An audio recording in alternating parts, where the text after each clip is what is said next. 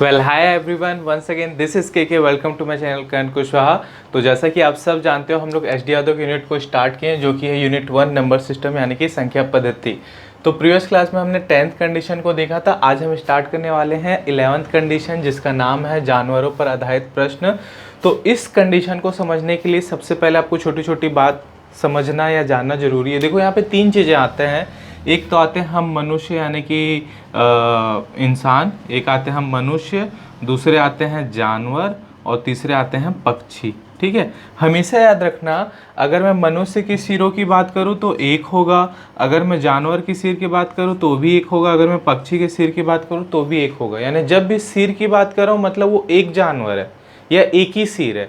अगर मैं बोल रहा हूँ 2 जानवरों के सिरों की कुल संख्या, तो सिरों की संख्या 2 होगी, जानवर भी 2 होंगे, चाहे जानवर हो, चाहे पक्षी हो, चाहे इंसान हो। लेकिन अगर मैं पैर की बात करता हूँ तो देखो, मनुष्य के 2 पैर हो जाएंगे, जानवर के 4 पैर हो जाएंगे और पक्षी के 2 पैर हो जाएंगे। तो यहाँ पैर में चटोला होता है, यानी पैर में दिक्कत जाता है। तो बस यही 2 चीज़ आपको समझना है, हाँ, सर, हाथ या पैर, बस यही 2 चीज़ को समझना है।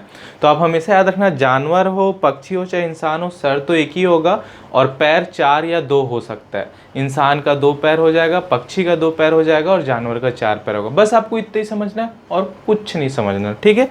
बस मेरे को इतना बताना था। चलो अब हम क्वेश्चन को सॉल्व करना स्टार्ट करते हैं और देखते हैं कि क्वेश्चन हमें क्या बोलना चाह रहा है। तो देखो, सबसे पहले हम सॉल्यूशन 1 को देखते हैं कि 1 क्या बोल रहा है। कुछ गडेरिया अपने भेड़ें चरा रहे हैं। तो देखो, क्वेश्चन को समझो। कुछ गडेरिया यानी भेड़ चराने वाले को गडेरिया बोलते हैं ना। तो कुछ गडेरिया अपने भेड़े चरा रहे हैं। तो यहीं पे आप एज्यूम कर लो कि माना कि गडेरिया बराबर x और भेड़ बराबर y, ये आप एज्यूम कर लो, ठीक है। अब क्या बोल रहे हैं, देखो, यदि जमीन पर कुल 230 पैर, अब बताओ, देखो हमें क्या बोला है शुरू में, गडेड़िया और भेड़। कुछ गडेड़िया अपने भेड़ चढ़ा रहे हैं, मतलब वहां पे 2 ही लोग हैं, एक तो भेड़ चढ़ाने वाले गडेड़िया हैं और एक भेड़ हैं। और क्या बोल रहे हैं, कुल 230 पैर है। कुल 230 पैर है यानी कुछ गडेड़िया यानी इंसान का होगा और बचा भेड़ का होगा। तो देखो, सबसे पहले x हमने किसको माना है, गडेड़िया को माना है, और y किसको माना है, भेड़ को माना है। तो गडेड़िया यानी इंसान का कितना पैर होगा, 4 पैर होगा, और गडेड़िया यानी भेड़ का कितना पैर होगा, उसका भी 4 पैर होगा, प्लस इसको y मान लो। समझ आया। तो देखो यहाँ पे हमने सॉरी, इंसान का 4 पैर कैसे होगा, मेरा भी दिमाग आज थोड़ा सा इधर उधर है, ठीक है। इंसान का गडेड़िया यानी इंसान के 2 पैर होंगे और भेड़ के 4 पैर होंगे। तो ये हमने मान लिया। और कुल कितने पैर है बोल रहे हैं, 230 पैर। तो ये इक्वेशन आपको बनाना आना चाहिए। शुरू में मैं आपको ये चीज़ बता रहा हूँ, लेकिन बाद में ऐसा होना चाहिए कि आप इनडायरेक्टली अपने दिमाग में इक्वेशन को बना रहे हो। समझ आया। क्योंकि यहाँ पे हमें गडेड़िया और भेड़ को बात दिया है और ये बोल रहा है जमीन पे कुल 230 पैर है।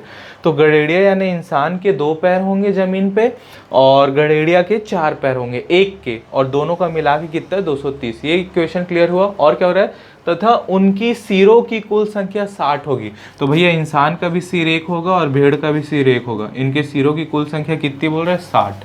अब क्या बोल रहा है, भेड़ों की संख्या ज्ञात करो। भेड़ों की संख्या मतलब y का मान, क्योंकि y को हमने भेड़ माना है। तो कुछ नहीं होता, ये दोनों इक्वेशन को सॉल्व करो और मान निकालो। तो देखो, इक्वेशन 2 को हम क्या करें, कटे, या तो इक्वेशन 2 में 2 का गुणा कर दो या तो 4 का गुणा कर दो, आपकी मर्जी। हम क्या करते हैं, इक्वेशन 2 में 2 का गुणा कर देते। तो ये क्या हो जाएगा, देखो 2x 2y और ये हो जाएगा 120, है ना। अब क्या करो, दोनों को आपस में घटा दो। तो देखो 2x 2x कट गया, 4y - 2y 2y, और यहाँ 0 3 में 2 जाएगा 1, 110। तो y इज इक्वल टू कितना आ जाएगा, 2 पंचे 10, 2 पंचे 10, 55। यानी कि भेड़ों की, क्या पूछा था क्वेश्चन में, भेड़ों की संख्या कितनी होगी। तो भेड़ों की संख्या क्या होगी, 55। क्लियर हुआ, समझ आया। बस इसी टाइप का आपको हर क्वेश्चन को बनाना है और इसमें कुछ खास है रॉकेट साइंस नहीं है। चलो और क्वेश्चन को देखते हैं ताकि आपको इजीली तरीके से क्लियर हो। देखो सेकंड क्वेश्चन क्या बोल रहा है, एक पेड़ पर कुछ तोते बैठे हैं, ठीक है। तो सपोज में मान लिया तोते को मैंने क्या मान लिया, x। अब क्या बोल रहा है, पेड़ के नीचे बकरियां चल रही है। तो बकरियां को मैंने क्या मान लिया, y, यानी तोते x है और बकरियां y है।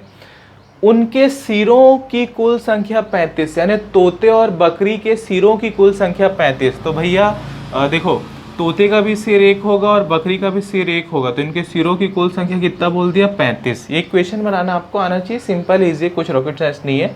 फिर क्या बोल रहा है, तथा पैरों की कुल संख्या 90। पैर, तो देखो तोता है बकरी, तो तोते के होंगे 2 पैर और बकरी के होंगे 4 पैर, तो पैरों की कुल संख्या कितना बोल रहा है 90। लास्ट में क्या बोल रहा है तोतों की संख्या ज्ञात करो, तो हमने तोता किसको माना x को, तो हमें x का मान निकालना है, ठीक है, x का मान निकालना है। तो अब y को कैंसिल करो तो x का मान निकल जाएगा। तो देखो y को कैंसिल करने के लिए क्या करना पड़ेगा, ये इक्वेशन 1 मान लेता हूँ और इक्वेशन 2 मान लेता हूँ। तो इक्वेशन 1 में आप 4 का गुणा कर दो, तो देखो ये क्या हो जाएगा 4x 4y और ये कितना हो जाएगा 140, 4 का गुणा करोगे तो, ठीक है, समझ आया। अब दोनों को आपस में घटा दो, तो देखो 4x में 2x जाएगा 2x, ये तो कट जाएगा और 140 में 90 जाएगा तो 50, यानी कि x इज इक्वल टू कितना आ गया 25, यानी तोतों की कुल संख्या कितनी हो गई 25। ये आपका क्या हो गया आंसर। देखा आपने कितना सिंपल और इजी था। चलो देखते हैं अपने आज के लास्ट क्वेश्चन को जो कि 11th कंडीशन का है, ठीक है।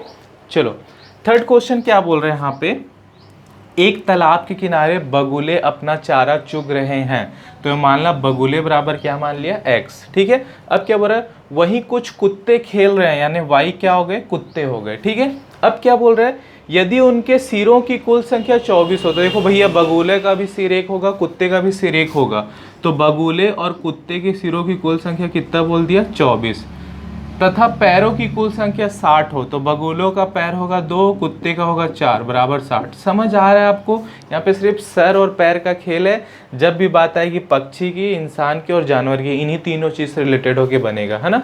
अब क्या बोल रहा है तो बगुलों की कुल संख्या ज्ञात करो, तो देखो बगुले को हमने x माना था, यानी हमें x का मान निकालना है, तो फिर से y को कटाएंगे हम लोग। तो y को कटाने के लिए क्या करेंगे इक्वेशन 1 में 4 का गुणा कर दो, तो ये हो जाएगा 4x, ये हो जाएगा 4y और ये कितना हो जाएगा 25 चौक होता है 100, ये हो जाएगा 96, ठीक है। अब देखो घटा दो आपस में, तो 4x में 2x जाएगा तो 2x और ये कैंसिल हो जाएगा और 60 3 ये हो जाएगा 36, तो x इज इक्वल टू कितना आ गया 18, यानी बगुलों की संख्या कितनी है 18।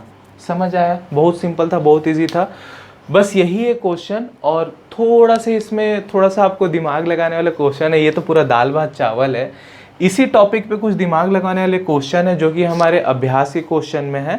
जब हम अभ्यास का क्वेश्चन करेंगे तब मैं आपको बताऊंगा, लेकिन जब भी आपको जानवरों से रिलेटेड इस टाइप का क्वेश्चन आएगा आपको हमेशा पैर और सर पे ध्यान देना है, क्योंकि अगर आप इसमें मिस्टेक करोगे तो क्वेश्चन गलत हो जाएगा। तो आज का जो हमारा 11th कंडीशन है वो बहुत जल्दी हो गया, और जो 12th कंडीशन है वो भी दाल भात चावल है। तो मैं आपके लिए 12th कंडीशन को भी लेके आ जाता हूँ तुरंत, जल्दी से और क्विकली। ओके चलो यहाँ पे अब हम आ रहे हैं अपने 12th कंडीशन पे, जो कि है गुणा भाग और जोड़ घटाव पर आधारित प्रश्न।